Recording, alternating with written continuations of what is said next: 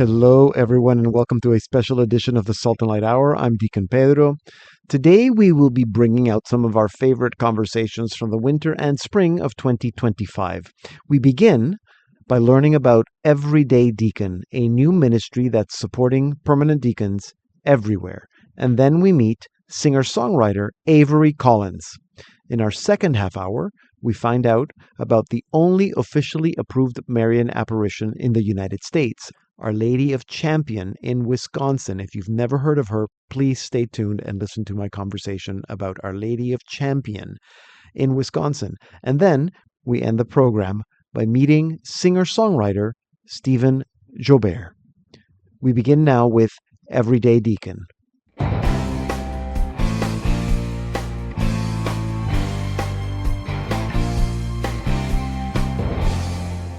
Most deacons I know would agree that it's not always easy to find good resources for us, resources on the diaconate, resources for the wives of deacons.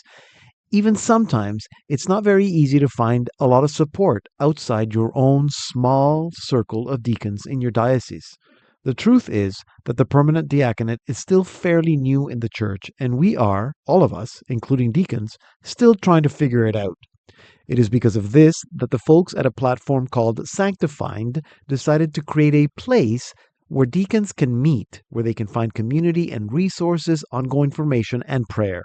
That is the mission of EveryDayDeacon. And to tell us more, I am now joined by co-founder Alex Quintana. Alex, welcome to the Salt and Light Hour. It's good to see you. Yeah, it's great to see you again, Deacon Pedro. Nice to have you welcoming me on this platform as opposed to you joining us recently. Exactly, to our on EveryDayDeacon. So I'm going to start off just like the total disclaimer. You are not a deacon. You're not a permanent deacon. I'm not a deacon. So no. where did this inspiration come from?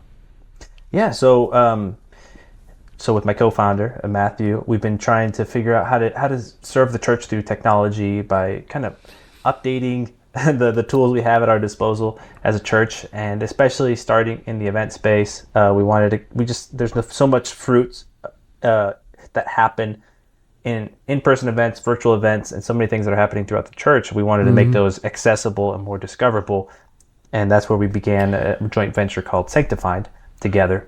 And it's kind of evolved, and we've been developing it little by little to be an event discovery platform. And at the same time, we kind of saw this need of community that's lacking in many areas of the church. Kind of lots of pods of activities happening, but not really a unity. And I think there's an opportunity to bring that together in the digital space as well in a community structure. And hence, we started trying to see where is there a gap in the church that's not being served well. And by talking to different people, we came up and discovered that deacons were ones that are giving so much, but they're not really receiving. Right. And so we just thought there might be a thirst there for community, ongoing formation through virtual events, which Matthew heavily and me and accompanying him come from a virtual event background. So kind of raising the experience of what a virtual event can look like. And so we said, hey, let's start by trying to serve deacons and see if we can create something that engages them, brings them ongoing formation, since they have need for ongoing formation, and that's valuable for all of us as Catholics. But there's a little bit more of an expectation for deacons. So bring deacons to speak to the hearts of deacons, or sometimes non-deacons to speak to the hearts of deacons in our events. Serving both deacons and wives. Yeah. So I think that people would understand that, you might host events that are for deacons, formation events, or I guess ongoing formation. So is it that, or is there more than that? It's kind of the foundation of what we're kind of offering. From like the first layer is virtual events. And so invite a speaker that is excellent in one area to speak to this topic. Often deacons are speaking to others that are not deacons. That's the most common thing, speaking at the pulpit or at retreats or whatever it may be, but they have obviously the personal experience of the diaconate. So let's bring their speaking skills to other deacons and have them just kind of cater their message to what deacons might want to hear, that they can understand being deacons. And then under that, there's a more of an interactive experience. We don't want it to just be being spoken to, which lots of events turn out to be that way. some of our events are that, followed by Q&A. We try to incorporate in more interaction, the virtual space, Zoom, Right. And other platforms. Offer breakout groups and offer Okay. polling and different ways to engage that aren't often used. But we're trying to make it more interactive and also offer member-only events that Okay. can be more engaging, more interactive, and let the dialogue happen between deacons or between wives that we're also trying to... Right, exactly. Yeah, for deacons and their wives. I was going to ask you about membership, so I'm glad you brought it up. So how does it work? So, the membership is, you can jump into our platform, or you can jump to our landing page, EveryDayDeacon.com, check it out. But you sign up kind of like you would for most communities, and then you have a portal that kind of takes you into our sanctifying experience. We're building in the technology onto our sanctifying platform, and we're using it with our first use case of Everyday Deacon. And on there, you can find past event recordings.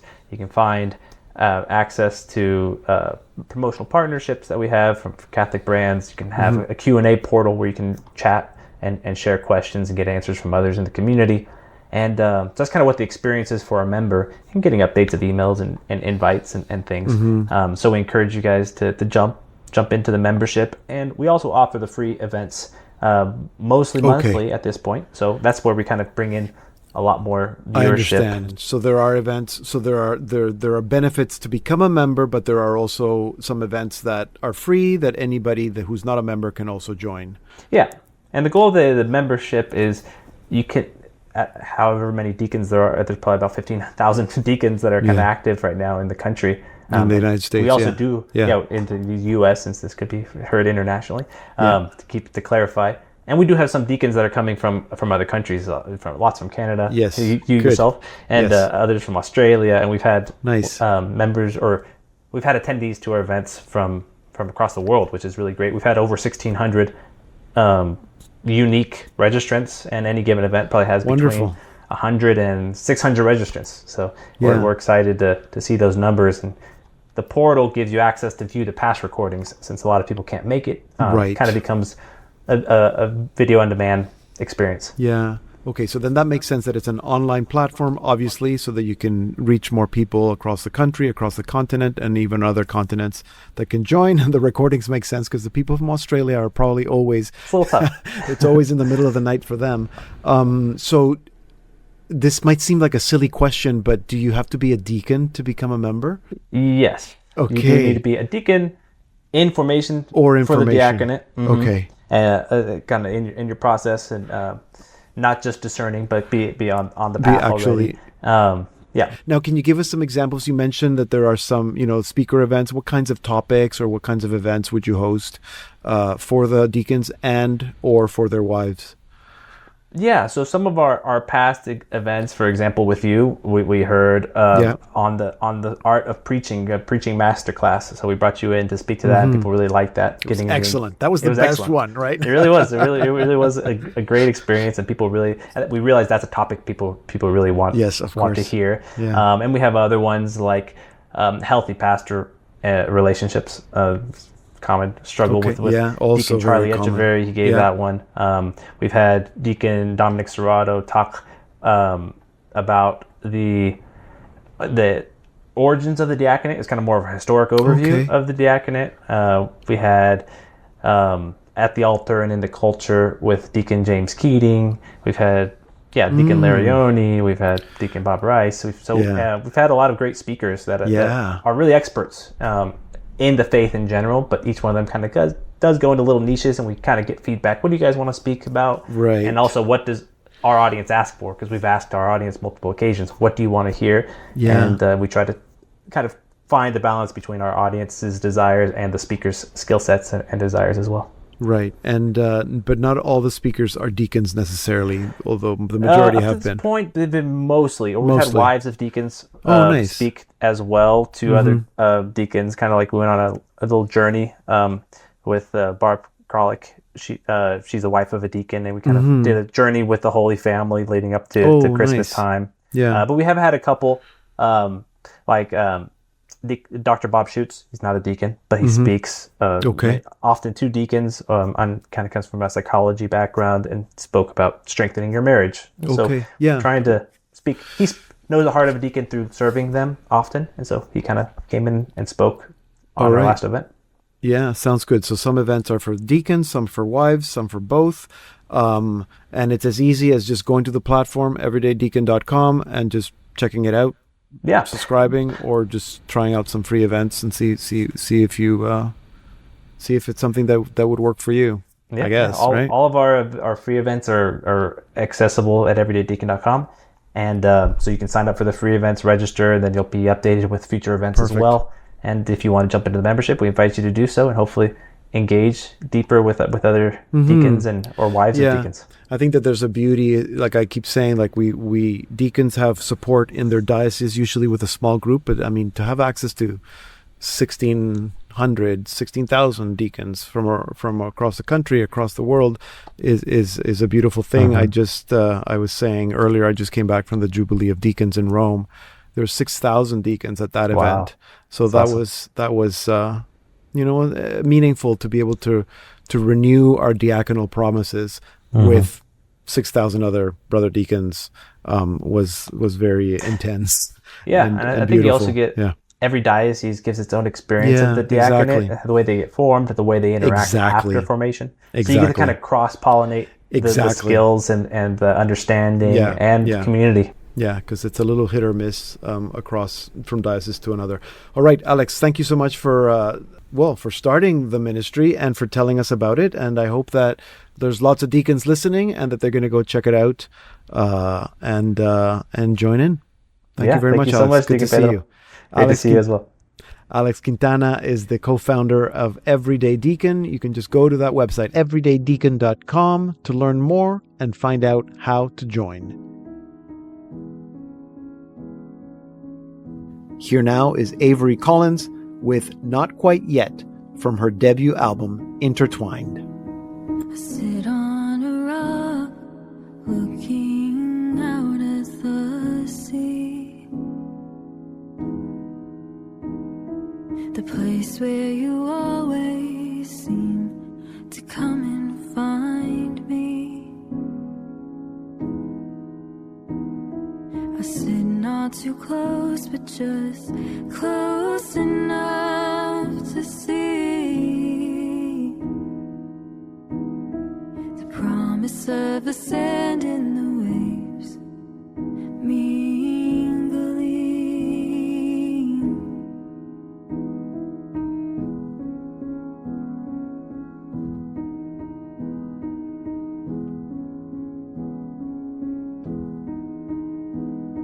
The moment I start to turn away, people start running towards the ship on the bay. It's you that they see, your cloak in the wind. They run to get closer with a hope of healing they heard you can do. We're listening to Avery Collins with Not Quite Yet from her debut album, Intertwined.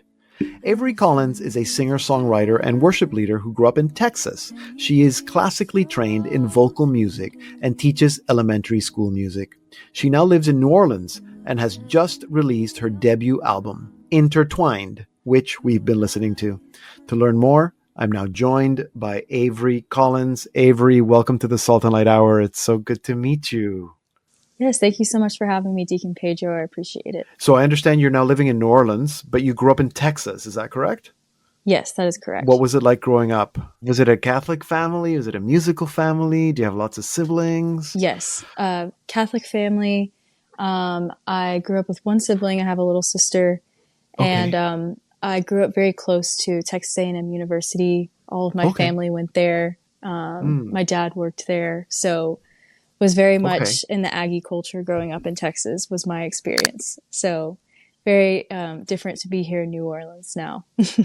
Yeah, different, but in a good way. So you said it was a Catholic family.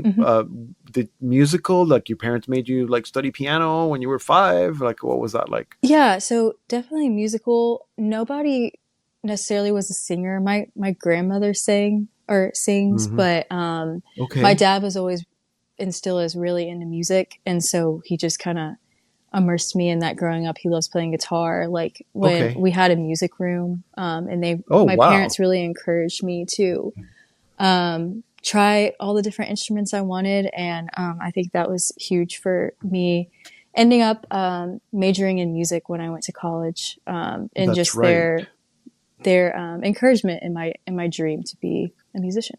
So Yeah, obviously. And I want to learn a little bit more about your classical training, vocal, right? mhm. But were you singing in church or playing? You're a piano player as well. Were you playing in church at all growing up? Yeah, so I would play like at our youth mass. I Okay. would sing, and then I would start to play some piano. Um, Voice is definitely my main instrument. Hmm. And yeah, and I would lead praise and worship at our church with one of my best friends. I did that all through like middle school and high school, and then going into college. And actually, when I went to A&M for 1 year because I was You had to. from College Station, then realized I wanted to major in music. So then I Right. transferred and went to the University of North Texas Okay. in Denton, Texas, and I studied classical voice. And Why did you want to do voice and not piano? um, I took piano lessons and stuff growing up, and I really liked it, but I feel like my talent really lies in my voice, and Mm, I was a big choir girl. Like I was not okay. in band or anything.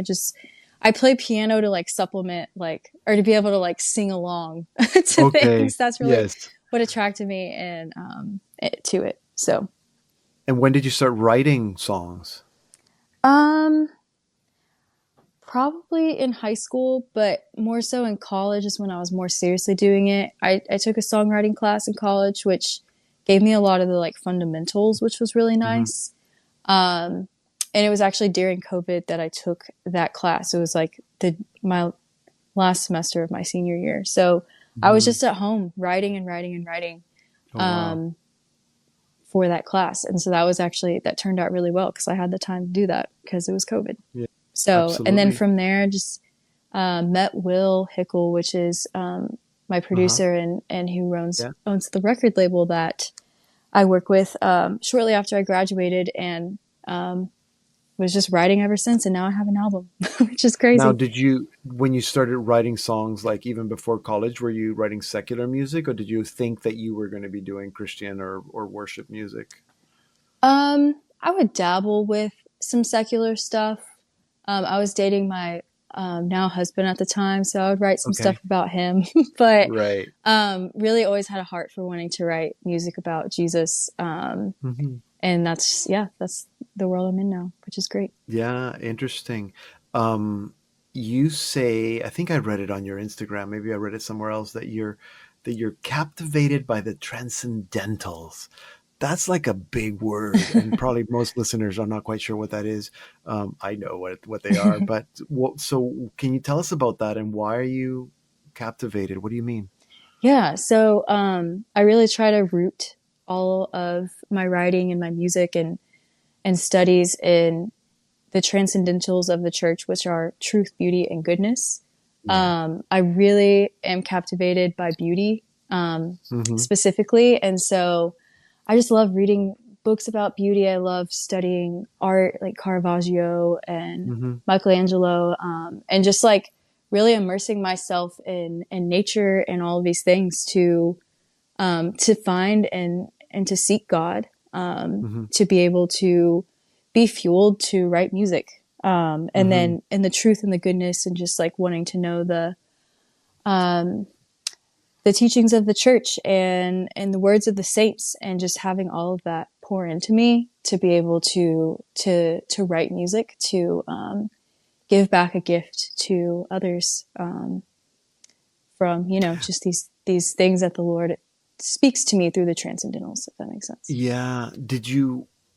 I mean, I suspect that some of that, like especially the attraction to beauty, was probably always there. But uh, I mean, you didn't study theology. I mean, you didn't. You were studying music. So Mm-hmm. where did all this come from? Do Do you know? Yeah, I think always just having a love of music, and a love of nature.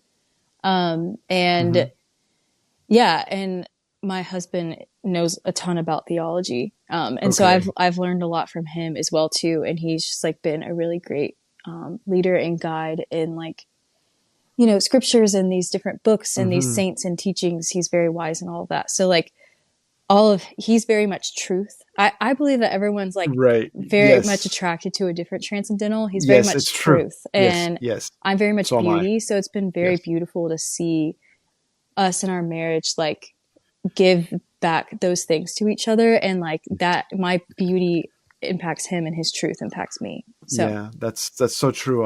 There's a wonderful book I'm plugging in here, written by a friend of mine, Patrick Sullivan, called the three languages of evangelization. And it's that he argues that some people speak the language of truth, other people speak the language of beauty, and other people speak the language of goodness, which is why sometimes we don't understand each other, especially when we're preaching in church. But it's beautiful to be able to try to bring all three together. Yes.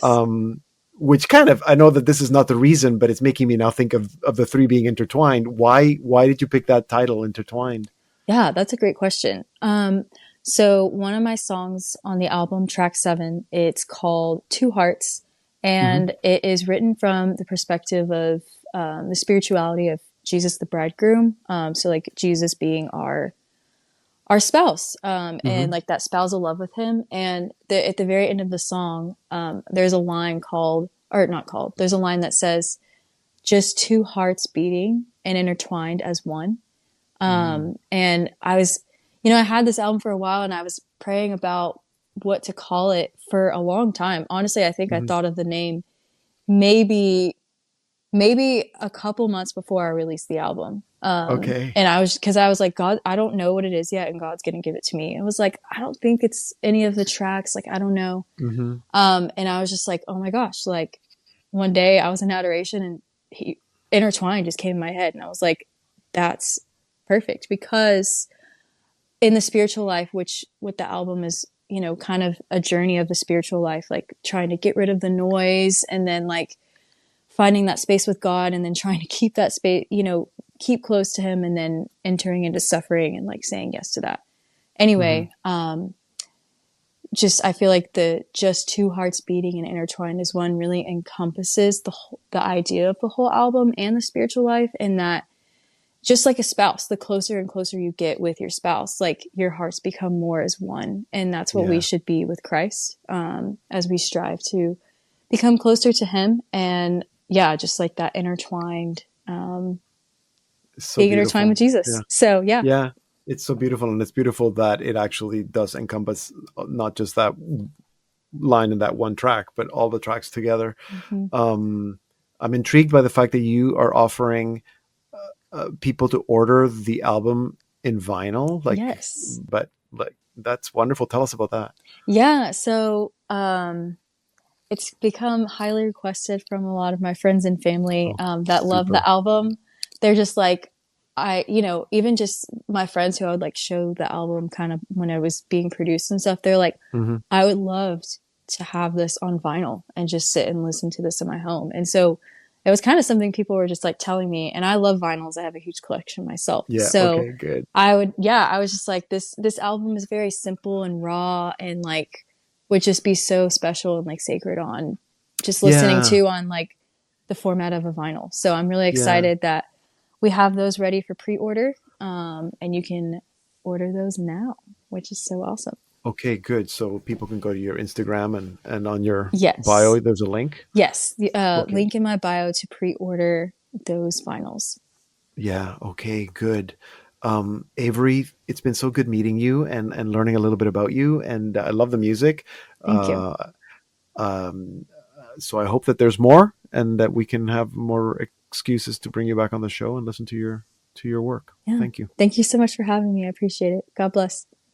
You can find Avery Collins on your social media and listen to her music on all streaming platforms. Her album Intertwined is published by Novum Records.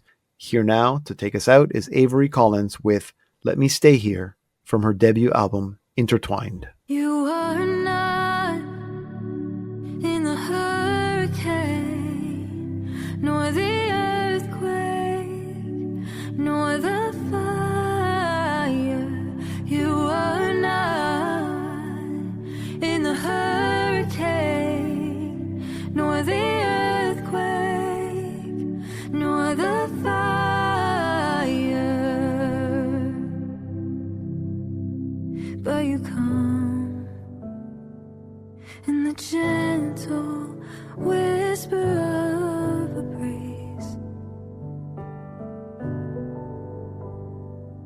but you come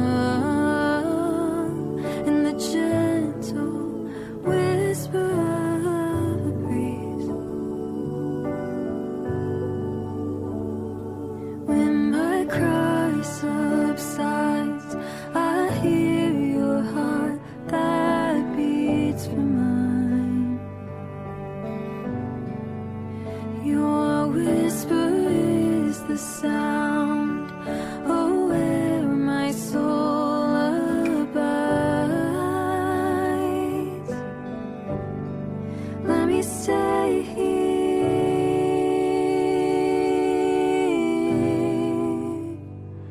a while, but I'm distracted by the sights, distracted by the noise. I'm distracted by the sound coming at me every moment in every which way. I can't hear your whisper with all of the pain. Oh, every moment in every which way. I can't hear your whisper with all of the pain.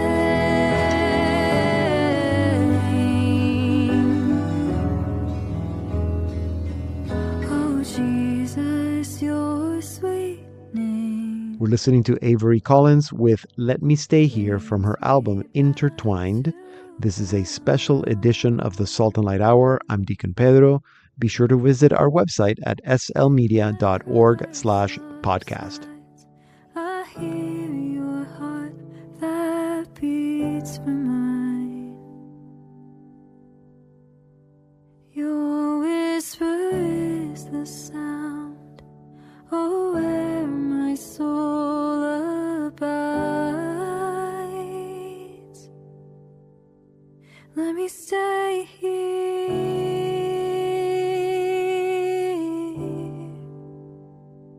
a while.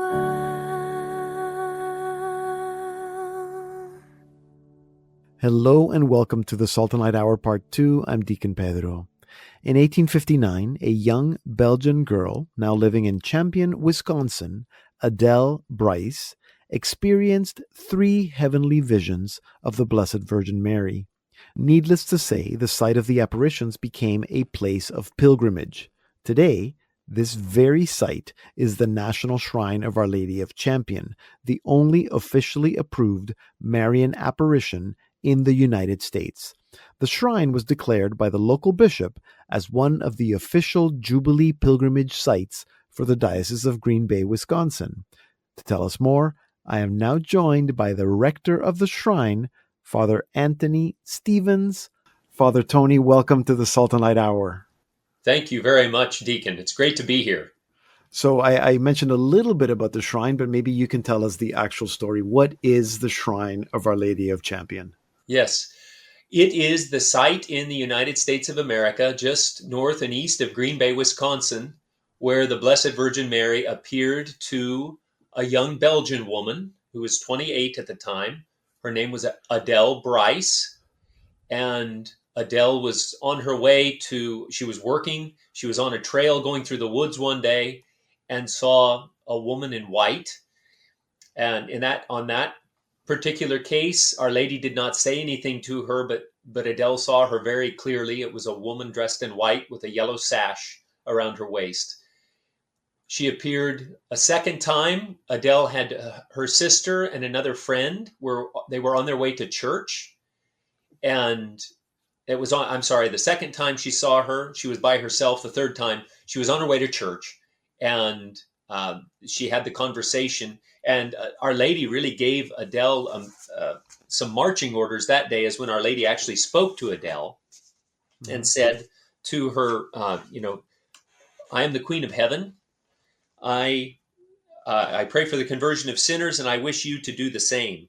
And so there was a heavy emphasis for Adele throughout Adele's time, her career, if you will, vocation as a teacher, that she would really emphasize the sacraments, prayer for the conversion of sinners. And so immediately, Adele's father built a little log cabin chapel. And so since 1859, there has been a veneration of the Blessed Mother here since by the local Belgian population in particular, but people from Wisconsin. Wow. It's not a very well-known site at all. I even wonder if people in the United States are not familiar with the fact that Our Lady has appeared in the United States. Clearly, it's been officially approved as an apparition because it's a national shrine. That's correct. What does that mean? Right. The apparition site was approved as authentic, as a supernatural apparition, and an authentic apparition of Our Lady in 2010 by Bishop David Ricken. Okay. And so that's when it became it was church approved. Then it was a few years ago, I think 4 years ago, October the 9th was declared the solemnity. The local church was given permission to have the solemnity of Our Lady of Champion on October the 9th. And that was in consultation with the Vatican and, and declaring this as something that could be celebrated here in the diocese. But then other churches, you could have it wherever you are, could celebrate the Mass of Our Lady of Champion. Yeah. Now, for it to be a national shrine, because it's the one place in the United States where the Blessed Virgin Mary has appeared, it holds a unique distinction for the Catholic Church in the United States. So that's what it makes it our national shrine. There are other bigger Marian shrines. This one is very simple. The buildings are very simple and some of them older. But the devotion here is beautiful to see. I can imagine. Oh my gosh, it's awesome. It's awesome. I can imagine. And then it makes sense that this would have been defined. Is that maybe that's not the correct term, but as one of the National Jubilee pilgrimage sites, or is it a diocesan? It's a diocesan site. Okay. Yes. So Bishop Ricken, he chose 3 sites here in the Diocese of Green Bay and declared it was last fall that the shrine would be one of the pilgrimage sites. Also the Cathedral of St. Francis Xavier in Green Bay and St. Pius in Appleton were the 3 sites here in the Diocese of Green Bay. So what does that mean in terms of what you're offering this year for pilgrims? Yes. So obviously, with regards to receiving a plenary indulgence and the ability and the opportunity, really, for that spiritual grace, that special grace to come to the site. And if you pray for the intentions of the Holy Father, you go to confession within 20 days and you receive the Eucharist. And also, additionally, they said here in the diocese, to pray, make an act of faith, to pray an Apostles' Creed, or a profession of faith of some sort. And then also, one of the understood things about a plenary indulgence, no willful attachment to sin. So you're taking your spiritual life seriously and trying to separate yourself from sin. Right. So you can receive that either a plenary or partial indulgence. And so you come to the shrine and just come and pray here, and those graces are available. And as soon as you step on the property, though, it is special. I'm not going to lie. You mentioned, obviously people can go and to receive the indulgence. I think that some people might be interested in just making a pilgrimage, a spiritual pilgrimage. So what is offered? I'm sure there's Mass, there's confessions. Are there other things? Is there a museum or anything? Like, what other activities are there that people can participate in? Yes. We have daily Mass at 11 a.m. And if you check the website, there's a couple of 8:30 a.m. Masses during the week. Confessions every day at 10 a.m., after the 11 o'clock Mass around noon, and at 2 p.m. So we have ample opportunities for pilgrims to go to confession, obviously Mass. And then after the 11 a.m. Mass every day, we have Eucharistic exposition. So there's a chance for Eucharistic adoration for 3 hours. And so there is a heavy emphasis on, just a time for quiet prayer. And so these are the kind of the spiritual side. Some of the something that's kind of fun. We have this little pilgrim's passport that is in concert with 2 other Marian shrines here in the state of Wisconsin. Okay. The shrine of Our Lady of Guadalupe in La Crosse, and Holy Hill just north of Milwaukee. These three Marian shrines have put together this passport to encourage pilgrims to visit all three of these Marian shrines in the state of Wisconsin. And it's literally, it has a little bit of history and what you can do when you come to the pilgrimage site. So just some of the things I mentioned at Champion, Eucharistic adoration, to go down to the Apparition Oratory, light a candle, walk on the Rosary Walk, and visit our History Center to learn about the fire, the Peshtigo fire in 1871. And then, and I'll say a little more about that in a moment. Yeah. But then there's a spot, though, on this pilgrim passport where it's like an actual passport. You can have it stamped. So all three of the shrines have a little stamp, just like if you went through customs going into your home country. And the parents like it. The kids love it. Of course. The kids That's love kind of it. fun. Yeah, it's like getting a little golden star. Tell us about the fire, because I was thinking about the fire earlier when you were mentioning about the apparition. So what's the story with the fire? Yeah. So because this had been a place of pilgrimage since 1859, Adele's father had built a log cabin here. People would come here and pray. And there was always a chapel. And the Belgians, among others, were famous for their little roadside chapels. And so they had these little chapels there. People would come here to pray. And the locals had no doubt that Our Lady appeared. There were some naysayers, but they came here and it was always a place of refuge. Well, there was a terrible drought in 1871 through the spring and summer into the fall. And because of the practices that some of the local farmers were using to clear the land, they would just leave piles of brush smoldering for weeks on end. It was not, hindsight's 2020, but it was not a great management practice. Yeah. So when the drought came, some of those fires that were still smoldering, when the winds kicked up with all of the dry underbrush, it burned millions of acres. It started a fire and burned millions of acres, killed between 1,500 and 2,000 people. They no telling how many livestock, how many animals died, how many animals, wildlife died. There was no place to go because there was fire everywhere. And so many people, Adele and her family included, came to the shrine where the chapel was, and they just prayed that night from October 8 into October 9. They walked in circles just around the perimeter of the property, asking Our Lady to protect them. And providentially, the fire burned around them. It burned right up to the fence and the edge of the property. And in the morning, the rains came and it put out the fires. So everybody has seen that as the miracle of the fire, that Our Lady, she interceded on behalf of those people who came here to pray. So that was 1871. And they said, one writer said it was like the spot of the shrine was like an emerald isle in a sea of black. Wow.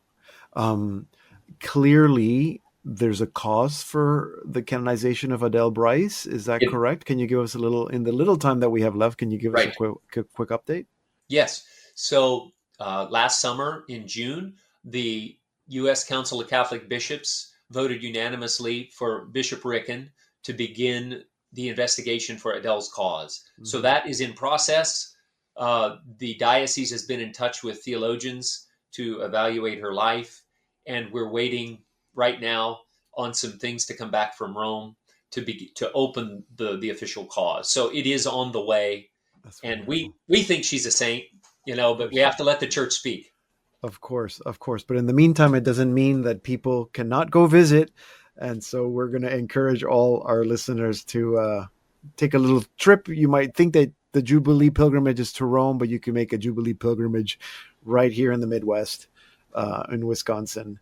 Absolutely. In the United States. Father Tony, thank you so much for telling us a little bit about this beautiful story that I knew very little of, and I'm sure a lot of people hadn't even heard of, this very the only apparition, Marian apparition in the United States in Wisconsin, Our Lady of Champion. Correct. Yes.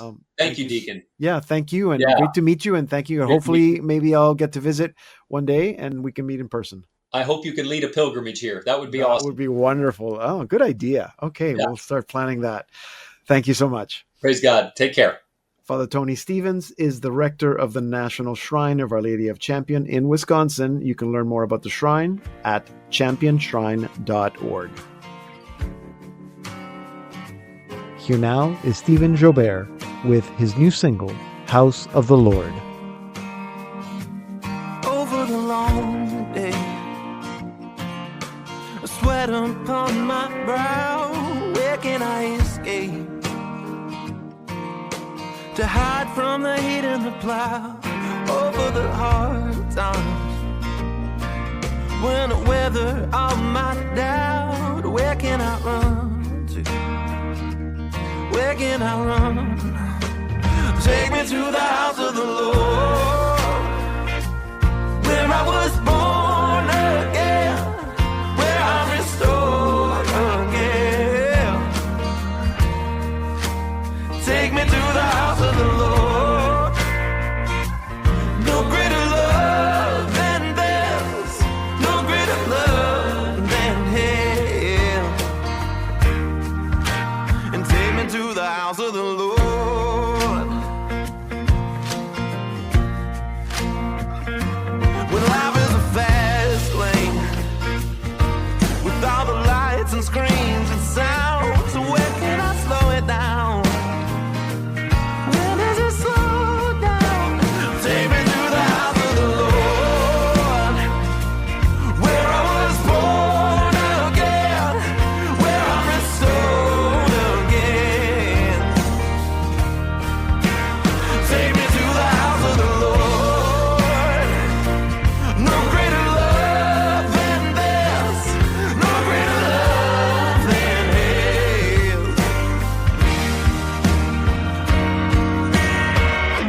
He leads me a right path for the sake of His name.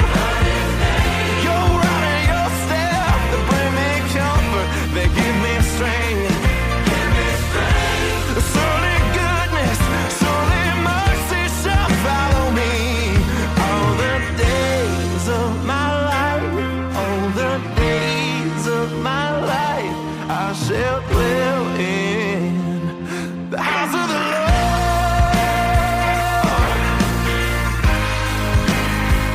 In the house of the Lord. Take me to the house of the Lord, where I was born again, where I'm restored again. Take me to the house of the Lord. No greater love than this, no greater love than His. Take me to the house of the Lord. That was Stephen Joubert with his new single, House of the Lord. Stephen Joubert is originally from Louisiana and began leading worship at age 19. After playing with a band for several years, he finally went solo. In 2014, his album, The Entrance, was released by St. Mary's Press as part of their Called to Mercy program. His second EP, titled Pride and Joy, followed in 2018, through which Stephen continued to grow and explored the life of joy that one can experience when we die to Christ. Now, Stephen has released a few new singles which really show a music blend steeped in Southern culture that has become truly Stephen Joubert. And so to tell us more, I'm now joined by Stephen Joubert. Stephen, welcome to the Salt and Light Hour. It's good to meet you. Yo, thank you so much, Deacon Pedro. Appreciate it. Happy to be here. So I knew that you were from Louisiana. I recently found out that you've moved to Wisconsin. So that's like completely like the other end of the country. Yeah. But, tell us a little bit about growing up in Cajun country. Oh man, it was great. South Louisiana is a special place. It's got lots of culture. Cajun culture is just awesome. It's very Catholic. It's just kind of steeped into the just the everything. You know what I mean? Your Mardi Gras. You know, like your it's just it's just kind of all in it, you know. Everybody and their mom is Catholic, at least Christian. Okay. And I mean, it's just kind of the assumption, you know, that you're Catholic and you go to church and right, you know. Right. And my sense is that it's also very musical. Oh yeah, for sure. For sure. One of my favorite things growing up, especially, so I went to college at the University of Louisiana at Lafayette. Yeah. So I went to college in my hometown, and I was heavily involved in the Catholic Student Center over there. And one of my favorite things was we'd go to 6 p.m. Mass, and then after Mass, we'd go to this Cajun restaurant called Randall's, and we go Cajun dancing. So there would be this Cajun band playing, and you know, dancing and having a good time. I mean, so yeah, music is in the culture, Catholicism, in the culture, food. I mean, you know, it's great. That's wonderful, wonderful. So I'm not going to ask you why you moved to Wisconsin. Yeah. Are you from a big family? Do you have brothers and sisters? I've got an older brother. He's 3 years older than me, and then there's a big gap between me and my younger sister. So me and my younger sister are about 13 years apart. And so, you know, but I was the baby for a long time. I've got some youngest child energy, as people tell me. That's good energy. Good energy to have. That was my life for a little while. Yeah. Did you? I mean, it was a musical household. Did you have to take music lessons? When did you start playing guitar?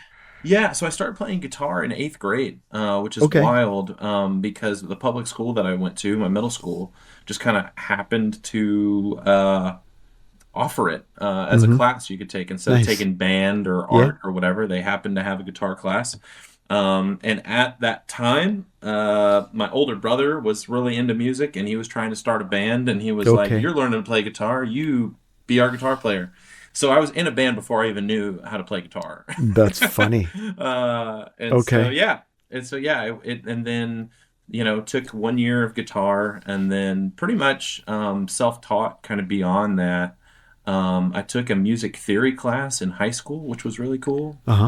And that is kind of where my songwriting and stuff really started to kind of pick up. I was already trying to write songs at that point, but it like the rhyme or reason why I was doing certain things made more sense, you know? And were you playing, like, did you ever do music in church? Was that part of that high school time? Whenever, the funniest thing is when I was first learning how to play guitar, I really liked to play rock and roll stuff. It was the 2000s, so I really liked the like punk, emo, rock music stuff. And I thought church music was pretty boring. So I didn't play a lot of church music. It wasn't until I got into college and I was kind of introduced into the kind of praise and worship stuff that I started to kind of grow an appreciation for it. And then I started, you know, playing music for like retreats and things like that. Right. So that's when you started leading worship, and you were just, were you already in college, or that was before college? I was in college. Yeah, that was during college. And so you played, I understand you played with a band for a while as well. So so the band that I was in college, we started my senior year of high school, and we were pretty much together for my whole college career. Did a lot of traveling and playing music, and it was crazy because it kind of morphed over time, because it was we played like punk emo music, but we were Catholic. But your music now, I would not describe it as emo punk. No, not at all. Right? So what changed? How would you describe your music now? Yeah, I would call it probably like a kind of a Southern Americana rock, you know. It still has some rock flair in there. But yeah, I definitely like Southern blues, Americana, some gospel in there, you know. Yeah, it's a good blend of, Yeah, and I think part of it was I've always been under the guise of just like art should be fun. It should be exciting. It should be interesting. I think music is fun when I'm like stretching myself. And so for me, there was this sort of idea that like I wanted to play a kind of music that kind of resonated with my personal history. Mm-hmm. You know, like it's like I wanted to find, you know, because I went from being in a band into being like me myself. Mm-hmm. Like it's like, you know, whereas in a band you've got this like band identity, and so then I wanted to write music though that was like, what does Stephen Joubert sound like? Like what do I sound like? What is my art? You know? Yeah. And that's whenever I really just started kind of randomly, just started really digesting a lot of just Southern music. Okay. Just anything that was kind of made in the American South. Mm-hmm. Stuff that kind of originated there. And then at the same time, I also became very obsessed with Flannery O'Connor, the Southern Gothic author. Yes. And that really got me kind of just thinking about, you know, like what is this whole kind of Southern art form kind of thing?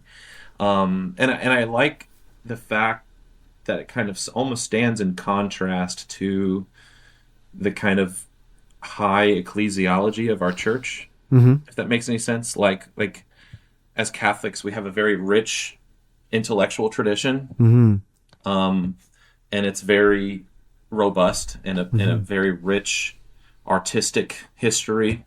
You know, that all feels very high, if that makes sense. It's all very elevated, and I love kind of the not elevated sound of like kind of Southern, kind of almost like not to be too crass or anything, but kind of like Southern hick culture. You know what I mean? Like there's something earthy and grounded, and almost just simple.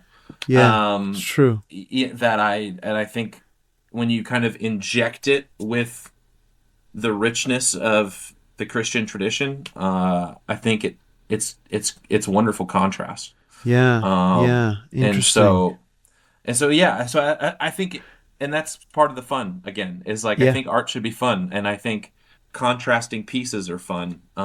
You know, like if you've got a song that's very dark, I love a good, you know, major turnaround in the song where it's like we've spent all this time in the muck and mire, and then we've got this elevated finish, or things. Right. The juxtaposition between opposites, I think, are just so interesting and compelling in art. And so that's I think it's just another one of those things for me where it's like you've got the rich history of our Christian tradition kind of imbued in this, you know, this Southern tradition of music that does have a lot of Christianity in it, obviously. And kind of bringing those kind of worlds together is just a lot of fun. Yeah, it is. It is a lot of fun, and it's also very homey. There's just something about our tradition that we need to feel at home, and I think your music does that, Stephen. Thank you. Yeah, it does. It does. Thank you for the music and for coming onto the program today to tell us about it. It's great to connect with you. I've been hearing about you for a while now, so it's good to finally get you on the program. And I look forward to more music so that we can get you back on the show. Oh yeah, that'd be awesome. This has been just a real treat. So yeah, anytime I get to kind of nerd out and talk about music with somebody, come back and talk about Flannery O'Connor. Yeah, let's do it. Take care, Stephen. A pleasure meeting you, and thank you again. God bless. Yeah, thank you, Deacon. Take care. You can learn more about Stephen Joubert at his website, stephenjoubert.com, and it's Joubert, Joubert, stephenjoubert.com, and you can also find Stephen's music wherever you stream your music. If you missed any part of this interview, you can head over to our website, slmedia.org/podcast, and all our programs are archived there. Here now to take us out is Stephen Joubert with his new single, All God's People. Oil and water on your skin. Try to remember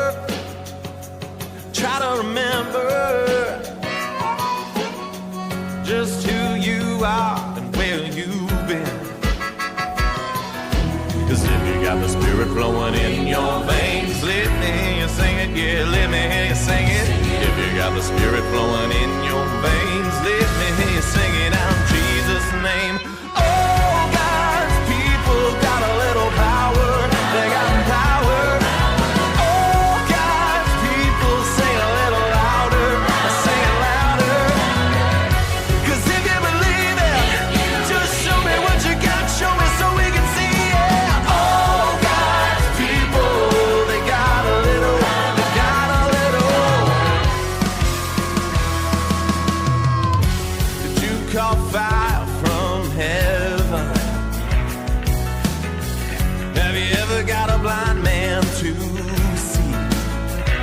It's time to remember. It's time to remember. We're listening to Stephen Joubert with his single, All God's People, and that brings us to the end of this special edition of the Salt and Light Hour. Remember to come see us at our website, slmedia.org. That's where you can find out all about Salt and Light Media and watch all our programs and subscribe to our streaming platform, Salt and Light Plus. Send me your comments directly via email, pedro@slmedia.org. You can also find me on all social media platforms. Pop by and say hello. Thank you for being with us today. I'm Deacon Pedro.